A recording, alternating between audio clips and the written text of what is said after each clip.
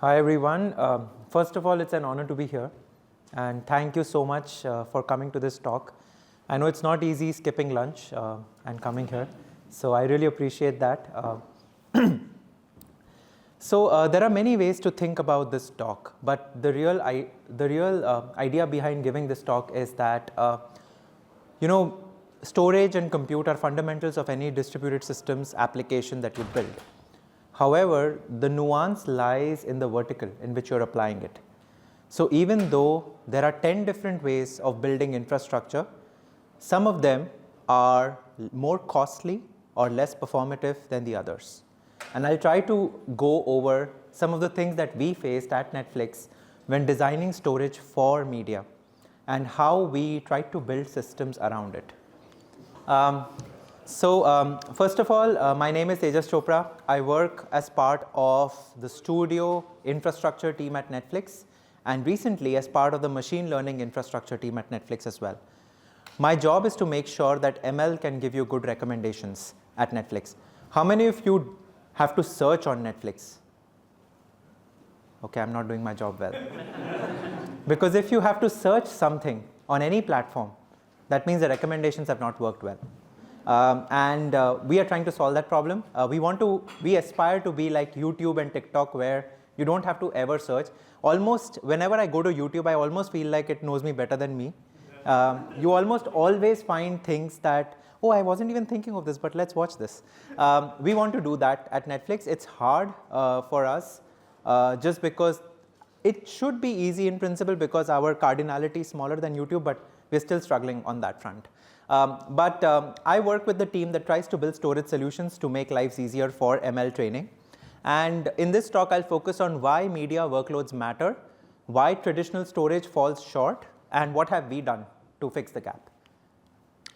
So why does it matter? Why am I talking about media storage? Because the statistics show that the video streaming market has been growing at 21% year over year. We have a market size that is projected to be $865 billion. And the storage capacity to store these movies, these frames, these intermediaries that we create is growing at around 6x. And Netflix has recently reported publicly that our subscriber count is 300 million. So we are getting more people watching more movies, more shows. We're getting into games. We're getting into live sports. Which means that the infrastructure that is required to support these has to grow as well. When you think about how much storage there is, what numbers am I talking about? A 4K video, when you record it for a minute, it takes 375 megabytes in storage. 8K RAW takes 121 gigabytes per minute. And if you extrapolate it to an hour, it is 7 terabytes of total storage for 1 hour of 8K recording. Now, it is not the recording that you see. You see a small sliver of it in the movie. We have to do a lot of recording for us to generate 1 minute of a movie. So you can imagine how much storage that would be. And a 4K movie will have several petabytes in a complete production. And this is another statistic that shows how media and entertainment storage has been growing, and the cloud storage revenues as well. Look at the last figure here, which is the digital archive storage. It is predicted, it has been around 174 exabytes by 2024. It's only exponentially growing. So there are several challenges when it comes to storage. I've listed some of them here. But it all boils down to really 3 main things that we'll try to cover. They are time, quality, and cost. It takes, if you use traditional storage for creating a movie, it will take exponentially longer to make a movie. It will be like exorbitant in pricing, which would make it impossible to have any profits. And the quality would also not be great, because the latency would suffer. So these 3 are the points that we wanted to tackle by first understanding how are they different and then trying to address those gaps. So the nature of media workloads is very important to understand before we try to fix the solution or find a solution for it. In traditional workloads, the data size is in kilobytes or megabytes per file, but in media workloads, it is gigabytes to terabytes. The access patterns differ, where you have random or sequential reads in traditional, whereas you have large sequential reads on the media side. You have extremely low latency requirements for real-time playback and editing on your media workloads. And your throughput requirements are extremely high as well. In some ways, you can see that it is worst of all the worlds if you have to design for media. It needs extremely low latency, very high throughput, file sizes are huge, you need sequential reads, you need random access. So pretty much everything that you don't want to solve for is required here. And to add to that, you have completely unstructured data, audio, video, images. The one relief is that the metadata operations, depending on which stage of media processing you are in, is moderate to high, versus in traditional workloads, it's generally high. There is a very high emphasis on versioning. Think about it. You're in this world where COVID has come into play. You're making a movie. Traditionally, and you will all be surprised to hear this, movie making requires people to come to the site where the movie is being recorded, along with storage boxes there, and record the movie from the camera into that local on-premise storage. This is because, like I said, we collect petabytes of data, we take a small sliver out of it and then send it for post-processing. It would be very cost prohibitive to get that petabyte to cloud and then stream it, which is why people used to go with storage boxes to a movie site where production used to happen. Now in COVID, you couldn't do that. So how do you allow different artists that sit in different parts of the world to collaborate and make a movie together? That was when we started to uncover some of the challenges that involve media workloads. And that is where things like versioning became very important if artists had to collaborate with each other. And yeah, collaboration is a very big ask in media workloads compared to traditional workloads. There are several types of media workloads, and I'll try to just provide some information on all of them. We may be familiar with some of them, like video streaming, which is write once but read many, high throughput. VFX and animation is visual effects. So when you're watching a movie, you see those fire and you see water and things around that, around characters. That is people adding visual effects. It has a lot of frequent writes and reads, and it has a lot of version control. Live production, you need access at a frame granularity.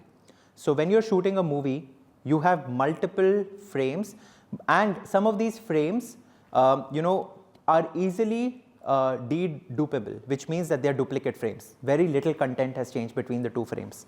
So you need access to frames so that you can save on the storage cost while detecting duplicates. Color grading requires high resolution files and random frame seeking as well, and rendering pipelines. Rendering is this idea of converting a three-dimensional image to a two-dimensional image. So when you're shooting a movie, you create a three-dimensional structure on which you shoot a movie, but you have to somehow represent it in a 2D frame. And rendering does that. And rendering is an extremely compute-intensive job. We spend millions of dollars for rendering workloads, and we have rendering farms. There are many companies that are just providing compute for rendering. And it is distributed compute and parallel storage access. So these are different types of media workloads. Let me talk about a couple of them. This gets into the nuance of how movie recording is different than traditional storage. So this slide explains the visual effects workflow. On the first box, you have modeling, which is you create 3D characters, 3D representations of characters and props. In this case, your storage need is you have high resolution files and they have moderate frequency of edits. Then comes the animation stage. In the animation stage, you have frequent small writes and reads, and you have a lot of collaborative editing environment. Visual effects, like I said, is adding simulated effects like fire, water, and it requires temporary cache-heavy I/O and extremely fast disk access. So it uses a lot of scratch space. Rendering is a very high throughput job that transforms 3D scenes to 2D images. and it is gigabytes per frame in 4K, and it needs highly parallel access. And the last one is compositing. Compositing is you have layered formats, you're combining different rendered frames with live footage, color correction, and some layering. And it requires versioning and non-destructive edits. The second one is if we dive a little bit into rendering. Rendering contains a lot of input data like 3D scenes. These are model files, lighting setups, shaders. And the storage implications are there's a large volume of read-heavy data in rendering. And the read concurrency is very high when we are distributing the render nodes. Render nodes are compute machines like bare metal, GPU farms, cloud VMs. You may have heard of different tech like software like RenderMan, Blender, Arnold. These are very commonly known in the studio world. But they need high IOPS and sequential throughput.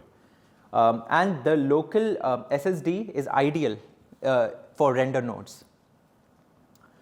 Finally, the image data that is produced is a single frame can be around hundreds of megabytes or even gigabytes. And these are EXR, PNG, MP4 files that you may be familiar with. So yes, that is sort of at a very high level where we are at in the lay of the land. Now, given that we have such strong needs for media optimized storage, how do we solve for them? So we came up with this project called Netflix Drive. It is a very, very poorly named clone of Google Drive. So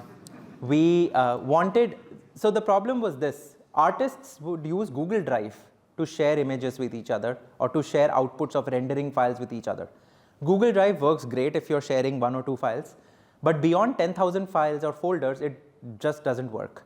And we have millions of files and folders. So we wanted to create an experience like Google Drive, and Google Drive is extremely slow to upload files. So that's where we tried to come up with Netflix Drive. And where does it lie in our scheme of things? So you have artists that work on workstations there. These could be different vendors. Netflix Drive installs as a pluggable module in your Mac Windows machine, and it talks to our IXP. So if you know about Netflix, when you stream a movie at Netflix, it is not being streamed from the cloud. That would just kill our business. Instead, we have this content distribution network where you can think of it as it is a physical box that lives in your ISP provider. And Netflix first sends the movie to your local CDN, and then it is streamed to your device. So since we have these physical nodes sitting in different locations around the world, we thought, why not use the storage there as well? We are already using it to stream the movies. Let us use it to create movies as well. So your Netflix Drive actually uses these caches as intermediate points of storage, and finally stores a copy in S3. In simple words, you have a locally running file system that will sync your data to cloud. I'm putting it in very simple terms, but there's a lot of orchestration needed here. So what exactly is Netflix Drive? It is a multi-interface Fuse file system. How many of you are familiar with Fuse? Okay. Fuse is file system in user space. File system in user space is this concept that if you have to write your own file systems, typically in the earlier days, you had to make changes at the kernel level. But that would be very prohibitive for people to come up with newer file systems. So they started this technique that you can write a file system in user space that can allow you to experiment and create different types of file systems. In our case, because we are using different types of media software like Adobe, Nuke, these softwares like to talk in POSIX. How many of you are familiar with POSIX? Good. So these applications like to talk in read, write, sync, fsync calls, POSIX calls. Now, we had to expose a file system interface for these applications to be happy that, okay, the storage that I'm talking to is, okay, is it me?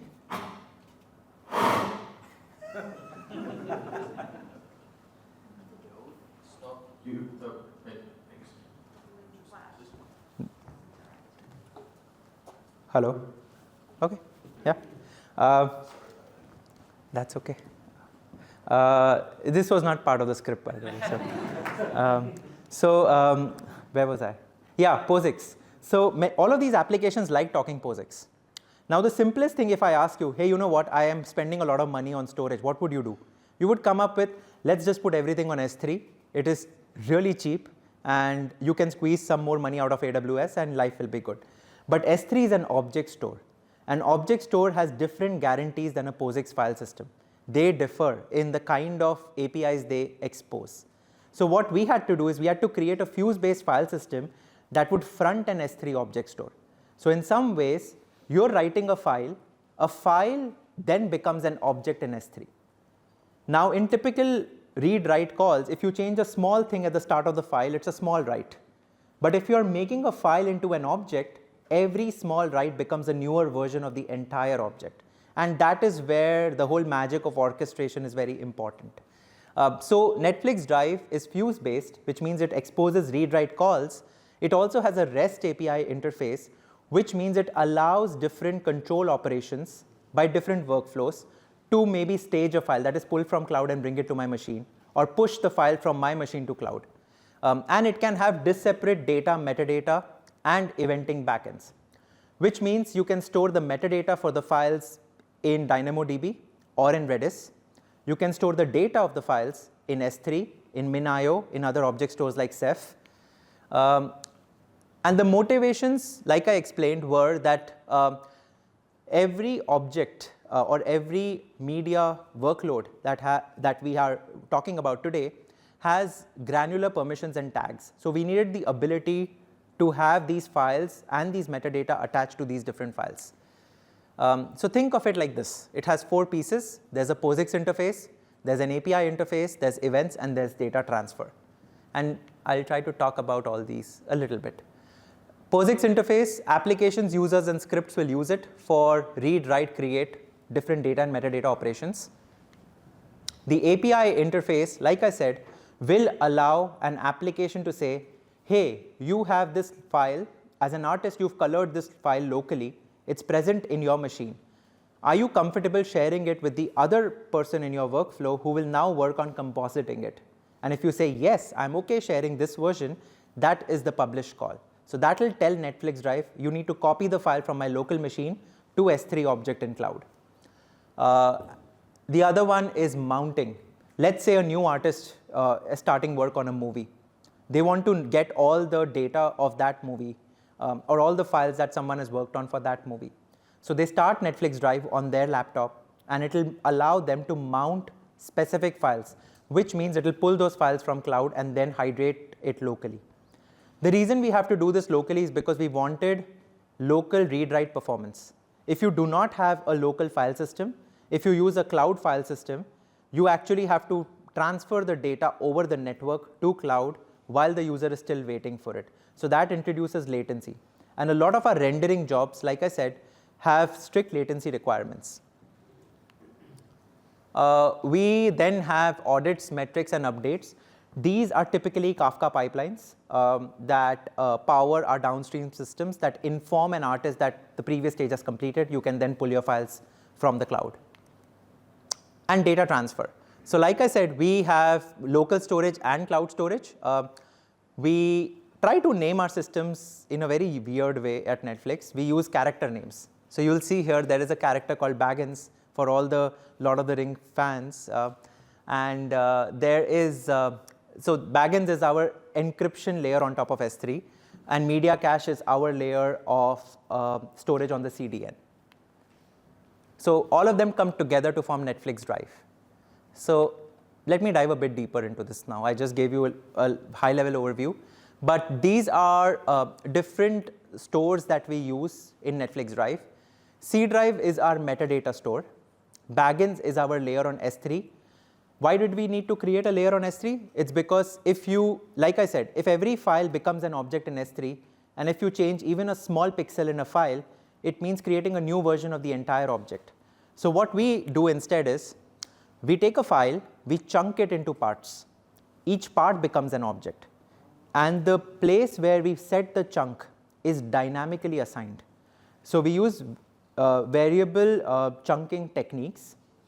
You'll find more about them if you look into articles online. But what that does is it runs through the file and it decides I need to create a line or a chunk at this offset of the file. That increases the deduplication ratios. So even if 1 pixel of the file changes, it's only the object that had that chunk that has to have a new version, not all the chunks of the file. That gives us a lot of wins when it comes to versioning and storage costs, which is why we had to have backends there. And Intrepid is our proprietary transport protocol that just makes it faster to push data to S3. So it all comes together like this, where you have fuse handlers and REST endpoints that talk to metadata and data interfaces. Metadata stores a link to the name of the file and where is the payload or the data of the file. And the data sits in backends or S3. And all of them, the transfer protocol for all of them is Intrepid. This is an extremely complex way to show the same thing, but I thought, for folks that like a lot of data on the slides, this would be an attractive proposition to put. But you can see here that there is some data, some parts of Netflix Drive run on the workstation, and some of them are cloud services. And depending on different use cases, these are interchangeable. So you could have all of it on the cloud or all of it on a workstation as well. That opens it up for different types of workloads as well for us. Typical lifecycle of Netflix Drive. So Netflix Drive starts with bootstrapping. This is a config file that we provide when we start it locally on our machine. And what this says is, in simple terms, where is the local cache? And what is the metadata and the data store URL for an instance of Netflix Drive? And when I start my machine, which movies files do I want hydrated on this workstation? That's all that this shows to NDrive or Netflix Drive when it starts up. You can see here that in the first case, our metadata store is Redis and our data store is S3. And in the second case, it's CockroachDB and Ceph. That was something that we had to pick and choose because we wanted flexibility for different use cases. Another interesting thing to note is the instance type here. The instance type can be dynamic or user. In the case of dynamic, it is workflows that determine when a file should go from a workstation to cloud or vice versa. But in the user's case, it's actually like Google Drive, where you make changes to your files and it automatically syncs in the background. No one has to trigger an explicit API call for it to sync to cloud. So we had use cases for both, so we introduced both these techniques. This is an example of how someone starts up Netflix Drive with a bootstrap config that is static. In this case, you can see that the metadata store URL and root names and nodes are provided along with some cert links. But this is another way to show the same thing. This is more dynamic. Let's say you started Netflix Drive and you realize, I don't have the files I need. I need to pull some files. At that point, you call the stage API. And all stage does is it takes the path of the metadata node ID and the relative path where you want this file to be hydrated in your local machine. And it will pull the file from cloud and put it on your local system. There are different POSIX operations that we support. Almost all of them are supported today. And the different REST APIs are stage, save, progress, and checkpoint. We actually save files in two ways, like I said, depending on the persona. There is an autosave, which is periodic checkpointing of files. In this case, we have inherent deduplication because when we store the files, we store the name of the file as the checksum or the hash of the file content. So if you're storing the same file again, it'll dedupe. It'll detect that this file was already there. So there are some savings that we get out of that. So this was live before Netflix Drive came into the picture. You can see that there are different remote artists that work on different workstations. Typically, remote artists work on their MacBooks. A workstation is a beefy machine that has different softwares uploaded, and it talks to NFS storage. NFS was the precursor to Netflix Drive, And an orchestrator in the middle sits and orchestrates where each file has to show up to which artist. Once we started Netflix Drive, the NFS storage was replaced. And now we have the N drive, which is a local fuse mount talking to media cache. Media cache is this CDN cache. And the reason we have media cache is, let's say you are an artist that is coloring a video. You try it out 5, 6 times, and you're like, I'm not happy. Let me keep going at it. Now, if we did not have something like a media cache, what would happen is every iteration of your save would actually go to cloud. That increases the cloud storage cost. So, and every time you save something, someone will pull it out. That costs egress on cloud. So we introduced this intermediate tier of media cache that this will be the layer that soaks in most of your changes that you still want saved, but you do not want it pushed to prod in some ways. So media cache becomes a buffering layer that prevents egress costs for us. And because we have CDNs all around the world, we did not have to reinvent the wheel. Storage was already there. We have practically zero egress cost from media cache. And what media cache allows us to do is, if today, let's say someone in US West 1 pushes a change, it goes from Netflix Drive through media cache to S3, and then someone in US East 1 requests it, it will be pulled from S3 to the media cache to their machine. But what we imagine this to become is peering of media caches, which means you do not even have to go to S3 to pull the data. Your media caches can talk to each other, and we can pull the data from media caches. This gives us a lot of flexibility and power as to where we can store and hydrate different types of files. So talking about the future, so today, as it stands, we are planning to open source this soon, Netflix Drive. It is actually also being used in our machine learning workloads. Because like studio workloads, machine learning workloads also have extremely high demanding latency and throughput requirements. And Netflix Drive aims to solve for those. So we are looking into content-aware compression and deduplication. Like I explained, variable chunking is one of them. But there is a lot of possibilities in compression that we have to still look into. The distributed render-aware storage is a unique thing that we are looking into building, which is how can we distribute storage specifically for rendering, because rendering is a very compute-intensive job. And finally, hybrid cloud integration for machine learning. So the final takeaways are that, as you can see, one size doesn't fit all. There are many different types of workloads, each with their own nature. Hybrid strategy is often the best, which is combination of your local on-premise and cloud storage. And when it comes to different workloads, what matters are time it takes to run these workloads, the quality of the output, and the cost. And that's my last slide. But I would love to show you how it all comes together like this. So it's a very complex image. But it's actually, if you think about it, Netflix Drive provides us a high leverage. Because on the one hand, if you focus on this, you'll see a lot of boxes, but let me break it down for you. You have AWS on the top right. That's AWS, some region in AWS. Then there's an AWS thin region. And then there are vendor networks. Vendors are these external people that make movies, and they put those movies on Netflix. Then you have Netflix-created movies. You have the AWS control plane right in the middle, and you have an artist's home network.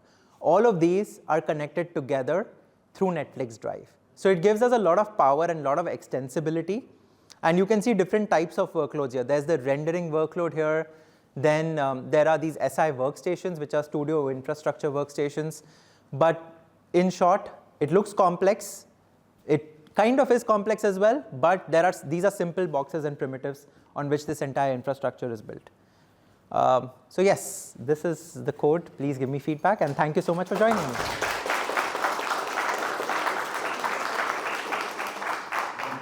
Thank you. Thank you very much, Tejas. I'm sorry for the technical difficulties on our side. Your talk is really testing our capabilities in terms of capacity of this room as well. Questions from the audience? Yep, I see you. The mic, please. So first of all, wonderful talk. I just want to know that under the hood, do you also use Netflix Conductor for the workflows? Because I saw the word workflows and I saw that, and it's, yeah, would love to know. Yes, yes, we do use Conductor. We use a combination of Conductor and Temporal, both of them. Conductor is this open source project of workflow orchestration that was open sourced by Netflix. That is the one that drives a lot of studio workflows for us. So yes, we do use that. Thank you. Thank you for mentioning that. And I didn't pay him to ask me that, by the way. Any more questions? Oh. You said that you have a protocol to speed up push to S3, but how is it possible conceptually? Like the API is kind of closed, you can't extend it. Yes, so we kind of get some special treatment from AWS. Oh, I see. We are kind of their largest customer. So we get some care from them. And that's why we get access to some sort of dev mode APIs that they've developed. That gives us the ability to push really fast to S3. And especially when we started looking into media caches as a way to not push to S3, we got more of those APIs available. So yeah, so that made it faster for us. This is a beautiful answer. Thank you.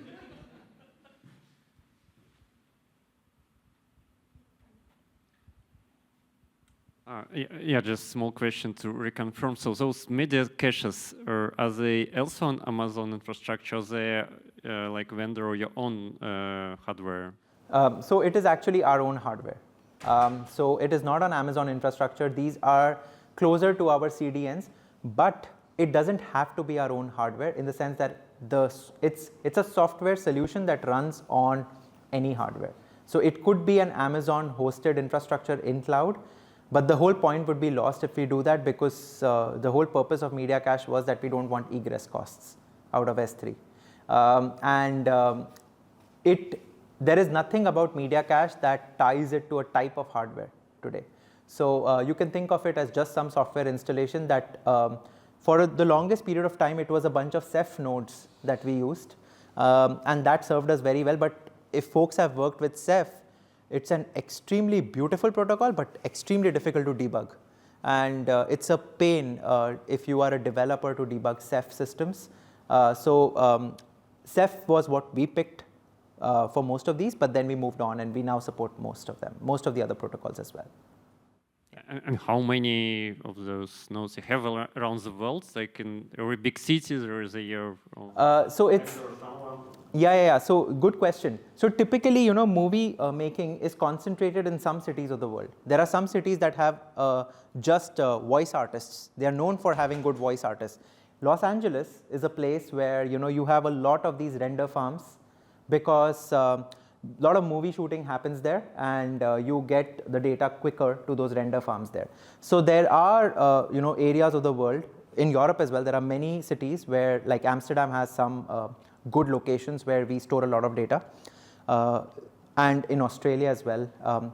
So it's closer to those locations, but again, we have started with those as the first few places where media caches live. But it can live in any internet service provider's location, because our CDN lives everywhere.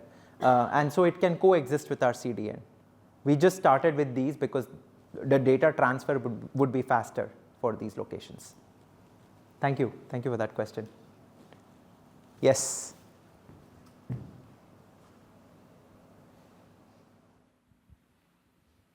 That much of information overseas. Transferring terabytes of data should be challenging. We have our own backbone network. So when we started our own CDN, when you stream bits from your internet provider, your Netflix streaming doesn't come on the same pipe as the other data. So we kind of created our own backbone infrastructure for our content distribution. We kind of rely on that as well right now for creating movies as well. So that is how we are able to piggyback on that infrastructure. Thank you. I like you. I like Right. Great talk overall. Thanks for that. Let's talk about the mix of real-timeness, caching, and consistency at the same time. So you mentioned that you have blobs and you have objects, which are mostly synchronized, right? Can you talk anything about the time scales of a synchronization? And for example, if you have a real-time user and we are trying to synchronize the blobs, does that mean that you may operate on inconsistent data, which probably would be too risky, or you need to put something like a locking structure? And in general, what type of timescales we are talking about if we are talking about the synchronization? Great question. So there are multiple personas of users here. So for example, if you are an artist that is making some local changes, your file is stored locally first. Now, depending on what workflow you're in and who is the subsequent consumer of this data, either that file will sit in your machine or it will sync right away to a media cache or cloud. For example, you're an artist who is at the last stage of the first workflow, and you have to pass on this piece of data to the first artist in the next stage of the workflow. You finished your animation and now you have to send it for color, let's say. In that scenario, the data will first go to S3 and then it will hydrate on the new artist's machine. Typically, we have events-based system and the SLA guarantees for that are around 2 to 3 hours. So we are okay with that simply because most of these artists sit in different parts of the globe. So what is day somewhere, maybe middle of the night somewhere else.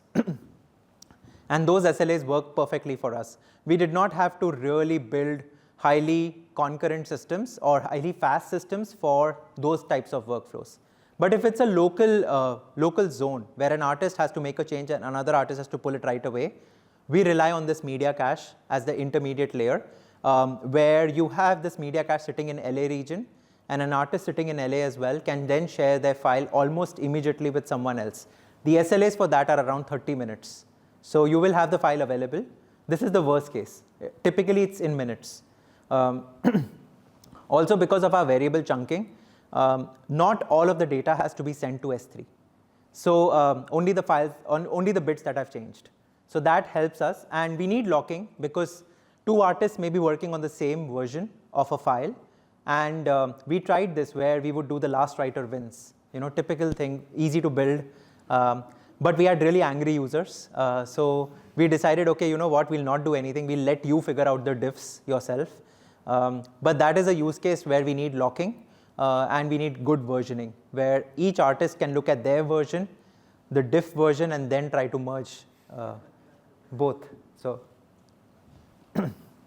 I tried to put a Git parlance here, but yeah. Any other question? Yeah, I have one. Thank you for the presentation. You said that you have your own CDN. Do you know how many points of presence around the world you have at the point? I don't have the exact number, but it is upwards of around 5,000 to 6,000 points of presence, like POPs around the world. But I don't know the latest number. Okay. And do you still have some CDN providers that you are still using, or you fully moved to your own CDN? I think 99% is our own CDN. There are some static data that is still lingering around in Akamai. Yeah. We started with Akamai and then we moved to our own CDN, but it's 99.9% it's our own CDN.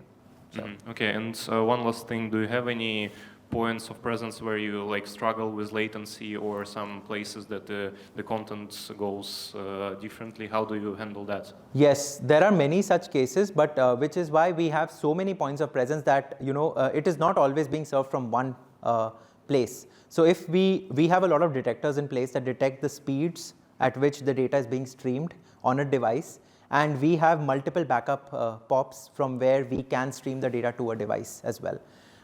So we have, and Netflix pioneered this concept of chaos monkey, where we would practically break systems and see if we can still survive and run. And we tried that, and so every POP has a backup of multiple POPs. So it is more common than you would think, the latency problems. Okay, thank you very much.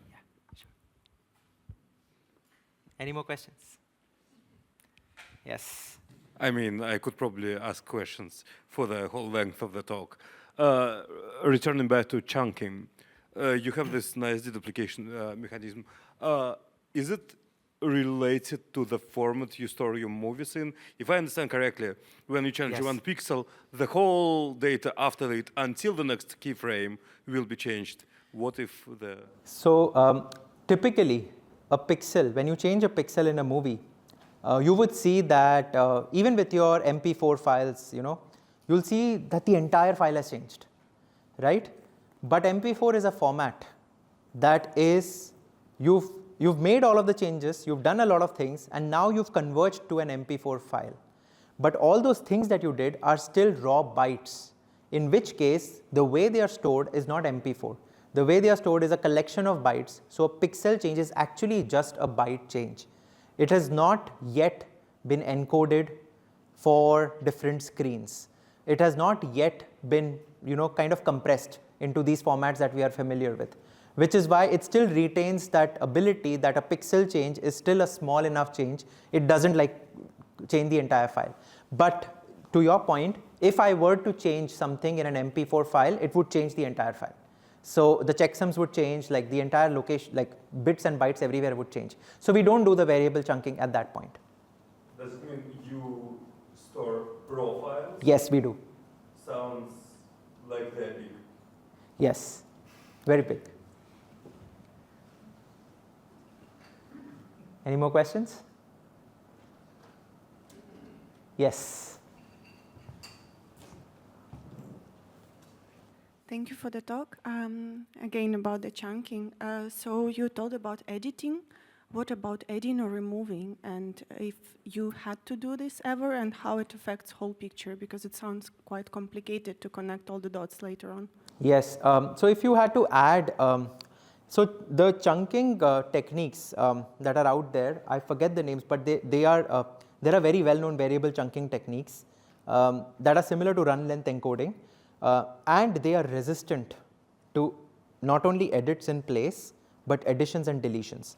For example, if you had a file, a stream of bytes, and you added something bang in the middle of the file, in that case, it would recognize that the start of the file till this point matches the checksum. So you can create a boundary here. And from this point on, if I'm reading something, I would recognize it rolls up for every bit it reads, it rolls up and calculates the checksum. And it repeats the process for a different window.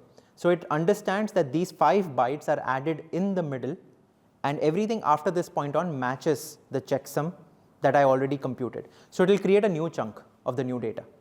Similarly, when you have added something at the front, or let's say you've removed something, that's a harder one. Because when you remove something, your complete chunk, that particular chunk is impacted. So it's still not impacting all the subsequent chunks, but just the chunk from which you've removed something. So there is more nuance to it, but in short, the entire file is not repeated. Like only the chunks that have the change have either newer chunks created or the entire chunk restreamed. So there are, if you, I'm forgetting the name, it's based on run length encoding. It's a very popular variable chunking technique. It's an algorithm that does this. Very simple. You can try it on your laptop as well. Just start that algorithm on your laptop, and you'll see that all the files on your laptop, how many duplicates there are, and it will figure out the chunking granularities for it. It's a very cool sort of algorithm. So yeah, that's how we support edits.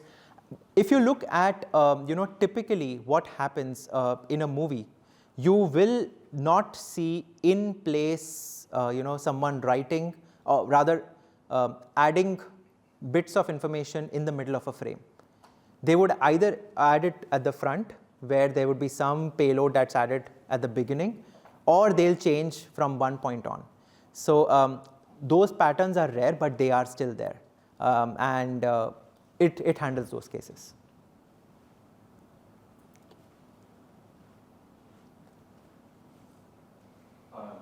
Thank you, Tejas. Yeah. Our appreciation. Thank you everyone for coming here.